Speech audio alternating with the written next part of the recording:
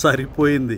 మరో 2 ఏళ్ల దాకా జగన్ బయటికి రాడు. జగన్ పాదయాత్రపై మళ్లీ చర్చ. 2020లోనే ఉంటుందని సంకేతాలు. అప్పటిదాకా జనంలోకి రాడా అని కార్యకర్తల్లో అసహనం. తెలుగు రాష్ట్రాల్లో పాదయాత్ర అనగానే ఓ 10 మంది పేర్లు వినపడొచ్చుగాక.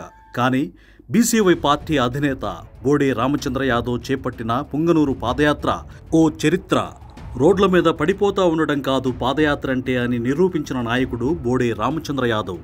ఊళ్ళలోకి వెళ్లి జనం మధ్యలో కూర్చొని సావధానంగా సమస్యలు వినడం, అప్పటికప్పుడు సమస్యలు పరిష్కరించడం లేదా పరిష్కారానికి హామీ ఇవ్వడం సాగింది బీసీవై పార్టీ అధినేత పాదయాత్ర. ఆనాటి పుంగనూరు పాదయాత్ర చూశాక సిసలైన ప్రజానాయకుడు అని సామాన్యులే ఓ బ్రాండింగ్ ఇచ్చారు. బోడే రామచంద్ర యాదవ్ మరో మహా పాదయాత్రకు సిద్ధమవుతున్నట్టు వార్తలు వస్తున్న నేపథ్యంలో వైసీపీ నుంచి కూడా కొన్ని లీకులు అందుతున్నాయి. రాయలసీమలోని ప్రతి ఇంటికి సుపరిచితుడైన బోడే రామచంద్ర యాదవ్ ఇప్పుడు యావత్ తెలుగు రాష్ట్రాలకు తెలుసు. అలాంటి నాయకుడు పాదయాత్ర మొదలుపెట్టాక మిగతా పార్టీల నాయకులు చేసే నడకకు ప్రాధాన్యత ఉండదు. బహుశా బీసీవై పార్టీ అధినేత పాదయాత్రకు సంబంధించిన అంశం చర్చకు వస్తోంది కాబట్టే